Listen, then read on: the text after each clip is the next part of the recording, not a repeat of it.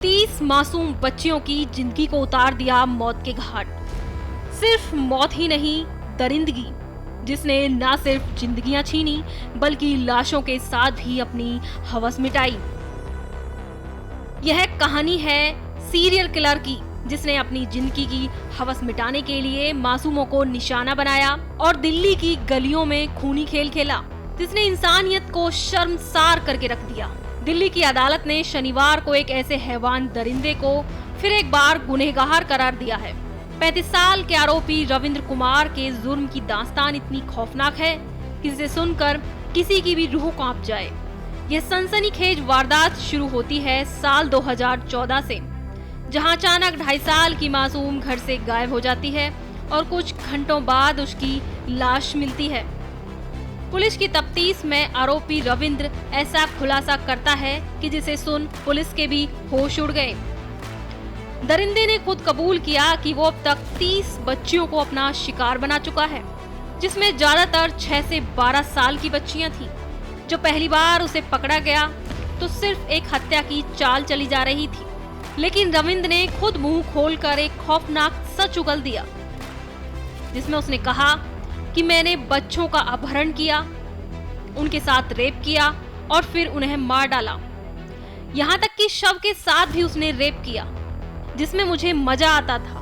Police जांच से सामने आया है कि रविंद्र हर शाम शराब या ड्रग्स के नशे में धुत होकर घर से निकलता था और अपने टारगेट की तलाश में वो एक दिन में 40 किलोमीटर तक पैदल भी चलता था।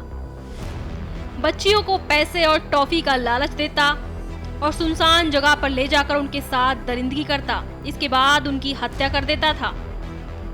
यहाँ तक कि उसने 2 साल के बच्चे तक को भी नहीं छोड़ा है। नशे और पोर्न फिल्मों की लत ने रविंद्र को हैवान बना दिया है। यूपी के कासगंज का रहने वाला रविंद्र कुमार मजदूर परिवार से ताल्लुक रखता है। पिता प्लम्बर और मां घरेलू काम करती थी। साल 2008 में रोजगार की तलाश में दिल्ली आया था, लेकिन यहाँ नशे और पोर्न फिल्मों की लत ने उसे हैवान बना दिया। उसी साल उसने पहली बच्ची का रेप और हत्या की थी। पकड़ा नहीं गया, जिससे उसका हौसला और ज्यादा बढ़ता चला गया। जिसके बाद पहली बार जब वो पकड़ा जाता है तो सबूतों की कमी की वजह से उसे रिहा कर दिया गया। साल 2014 में जब पहली बार पुलिस ने उसे गिरफ्तार किया था, जिसके बाद से उसे 2015 में 6 साल की बच्ची के अपहरण में दिल्ली के रोहिणी से फिर पकड़ा गया। इस बार पुलिस के पास पुख्ता सबूत थे। मजबूत चार्जशीट के बाद मई 2023 में अदालत ने उसे उम्र कैद की सजा सुनाई थी। तब से वो सलाखों के पीछे है। साल 2014 वाले केस में अदालत ने 23 अगस्त को कहा है कि बच्ची को आखिरी बार रविंद्र के साथ देखा गया था और यही कड़ी उसे सीधे तौर पर अपराध से जोड़ती है। पोस्टमार्टम रिपोर्ट में खुलासा हुआ है कि बच्ची के सिर पर चोट, होठों पर दांतों के निशान और दम घुटने से उसकी मौत हुई थी।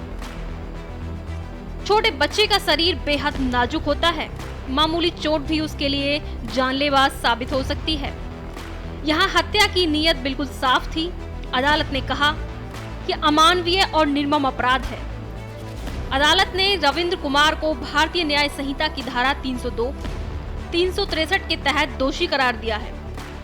अदालत ने साफ कहा है उसका अपराध अमानवीय और निर्मम है। न समाज को, न अदालत को और न ही कानून को उसके लिए किसी नरमी की गुंजाइश है। यह सिर्फ एक कातिल की कहानी नहीं बल्कि पूरे समाज के लिए एक चेतावनी भी है।